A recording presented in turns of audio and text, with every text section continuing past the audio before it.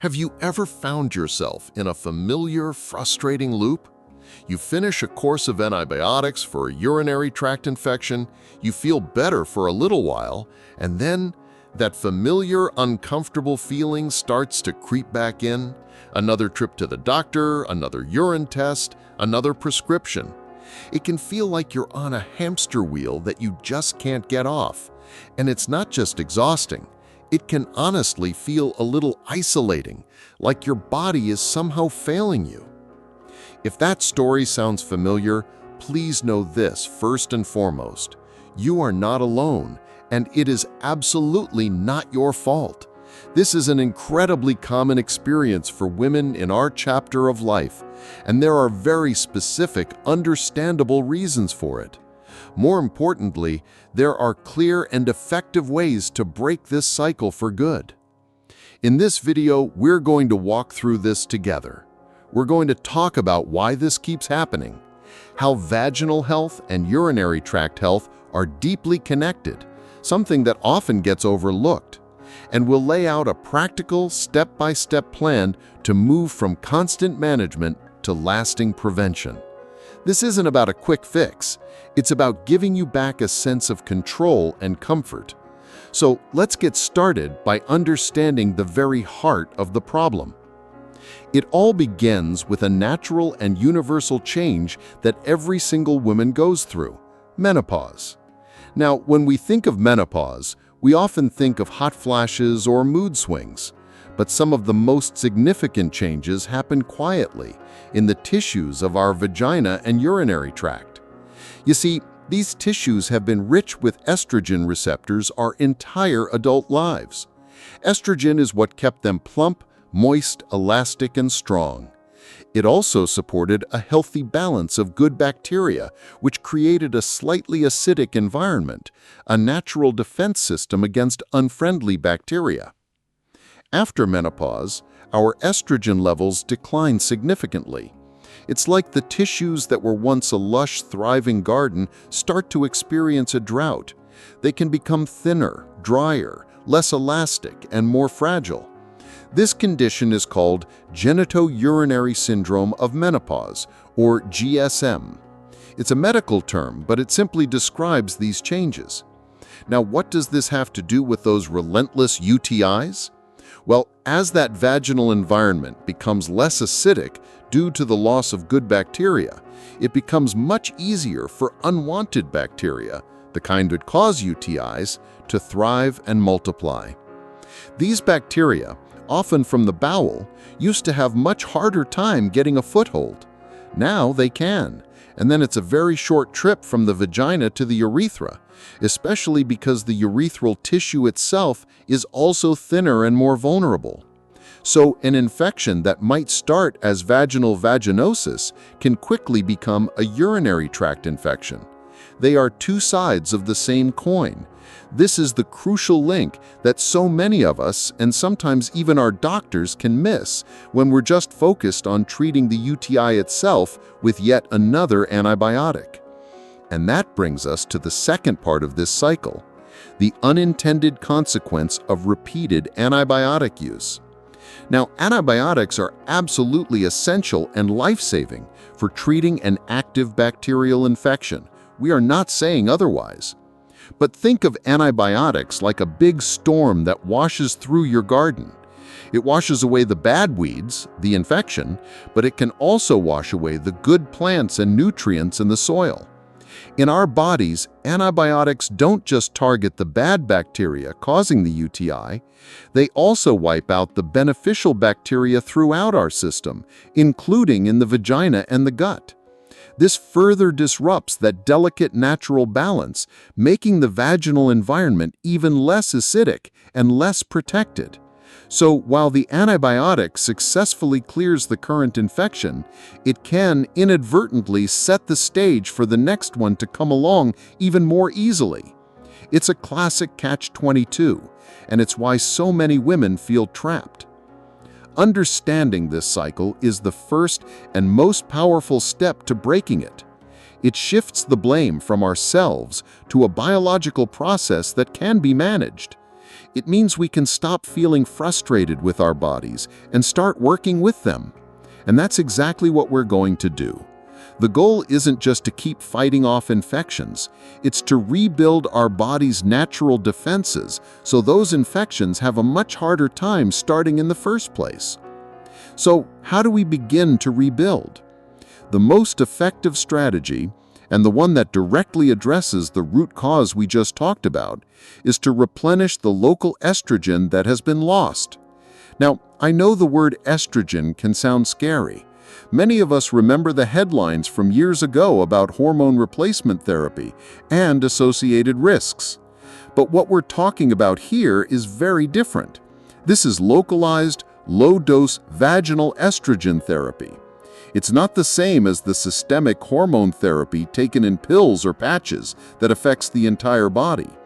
This is a topical treatment, applied directly to the vaginal area as a cream, a tablet, or a soft ring. Because it's applied locally, very little of the medication is absorbed into the bloodstream. It's like putting moisturizer on dry skin on your arm. It works right where you put it. Its job is to nourish and revitalize those thirsty tissues, restoring thickness, moisture, and elasticity. It helps the good bacteria return and helps restore that protective acidic environment. It's about strengthening the foundation. For many women, this single step is the key that unlocks the cycle of recurrent infections. It's a conversation to have with your doctor to see if this targeted approach is right for you. It's not for everyone, but it is the cornerstone of medical prevention for this issue. But what can we do right now, today, to support our body? While addressing the hormonal root is key, there are daily habits that act as powerful allies in this mission, and they work in beautiful synergy. And that's exactly what we'll explore next. We'll talk about the role of hydration, the truth about cranberry juice, and a simple supplement that shows real promise in preventing bacteria from sticking around. These are practical, accessible steps you can start incorporating immediately to build a multi-layered defense. If this is making sense, if it's connecting the dots on something that's been confusing and frustrating for you, please let us know in the comments below. Sharing our experiences is how we learn from and support each other. And if you're finding this helpful, do give the video a like and subscribe to the channel for more content dedicated to thriving in our wonderful years. Now, let's talk about those day-to-day habits that can make such a profound difference.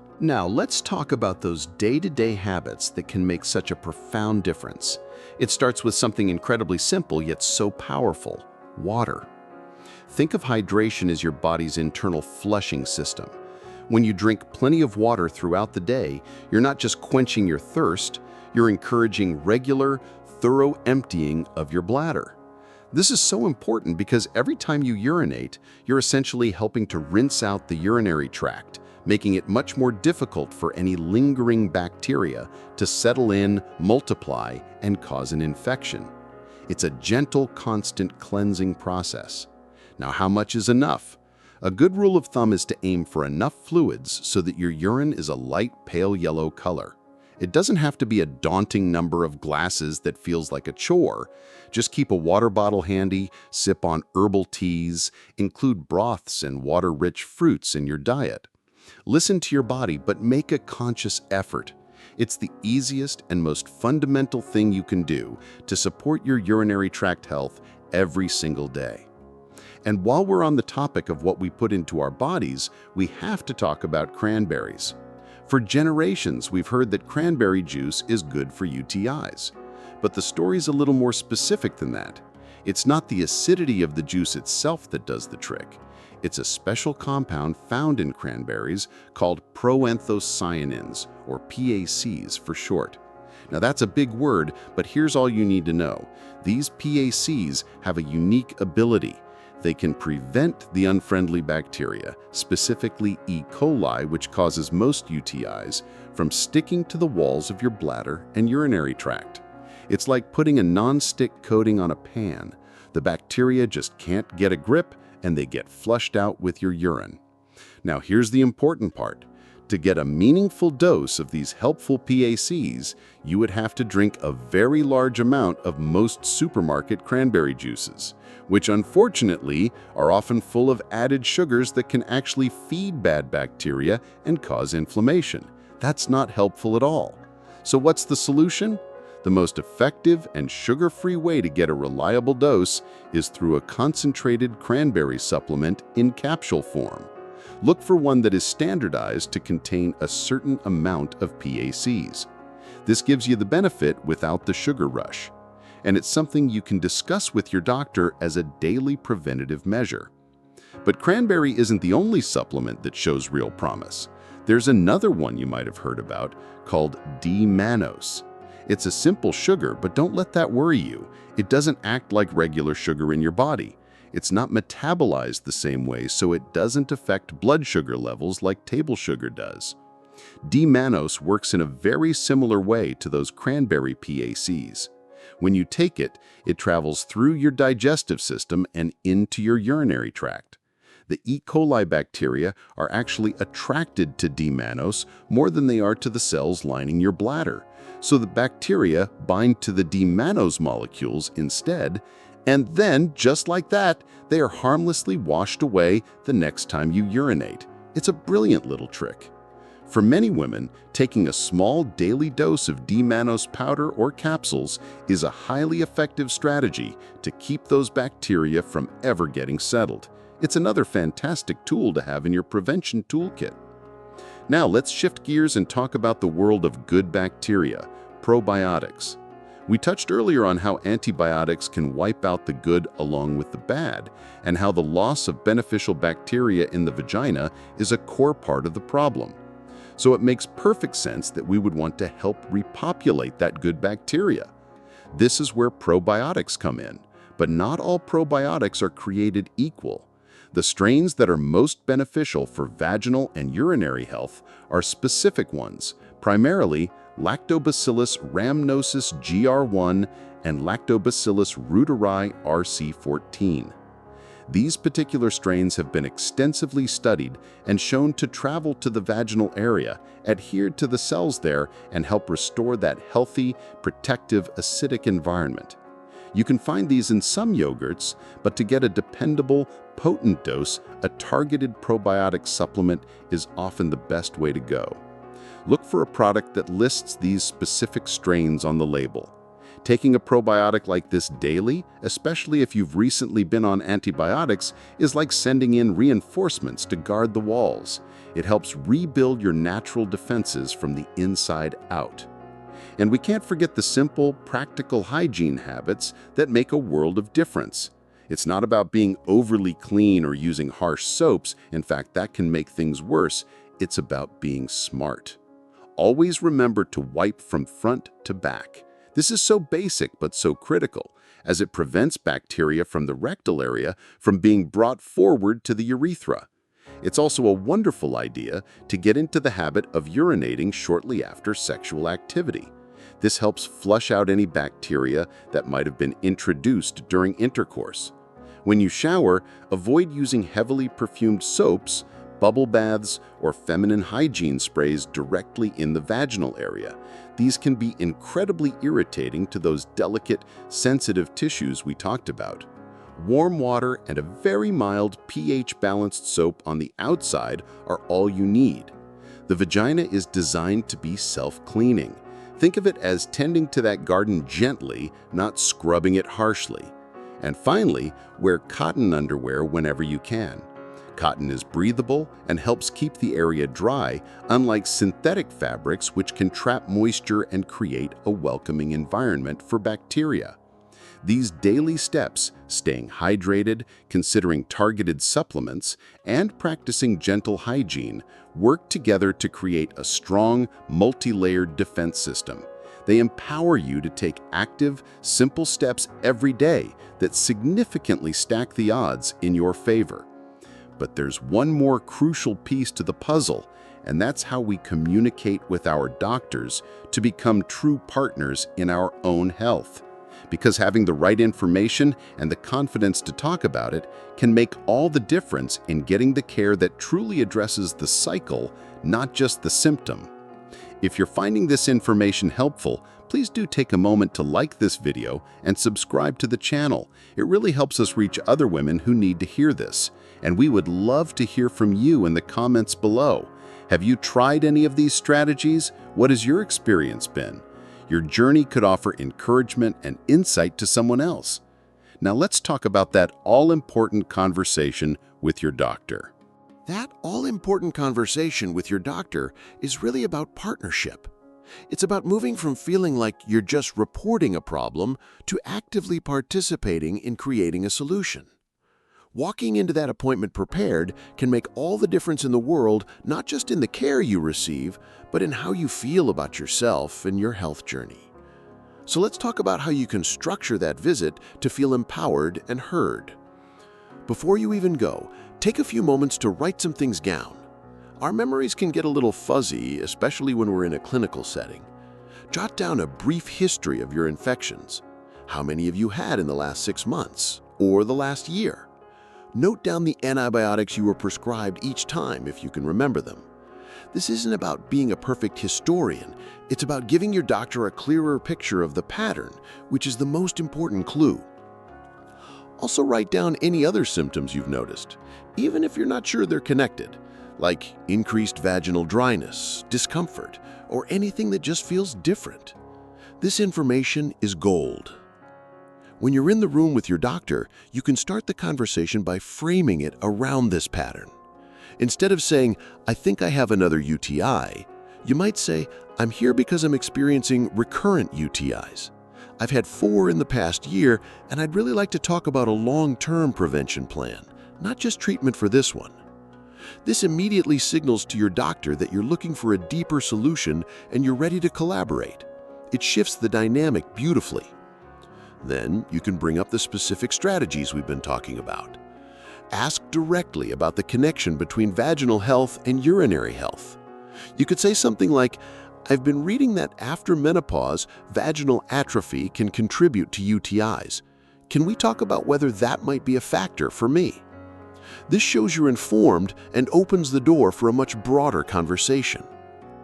This is the perfect moment to ask about localized vaginal estrogen.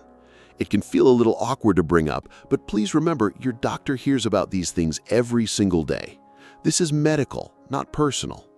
You can simply ask, "Do you think a low-dose vaginal estrogen cream, tablet, or ring could be a good option for me to help restore my natural tissue health and prevent these infections?"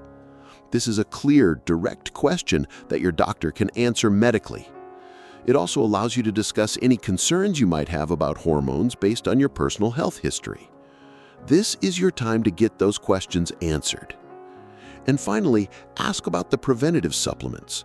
What is your opinion on using a daily D-mannose supplement or a specific probiotic strain for UTI prevention? A good doctor will appreciate that you're thinking proactively and will work with you to integrate these tools safely into your plan, ensuring they don't interfere with any other medications you might be taking. If you don't feel heard, if your concerns are dismissed as just a normal part of aging, please know that you have the right to seek a second opinion. Your comfort and quality of life are paramount. Look for a gynecologist or a urogynecologist who specializes in women's health in menopause. They are specifically trained to understand this exact cycle and will be true partners in finding a solution that works for you. You deserve a healthcare provider who sees you as a whole person and is as committed to breaking this cycle as you are. You can do this. You deserve to feel well. Thank you so much for spending this time with me. If this series has been helpful, if it's connected the dots or given you a sense of hope, please let us know in the comments below. Sharing your thoughts or experiences could be the very thing that makes another woman feel less alone. If you haven't already, please like this video and subscribe to the channel for more content dedicated to living your fullest, healthiest life after 60. Stay blessed, and here's to your health and happiness.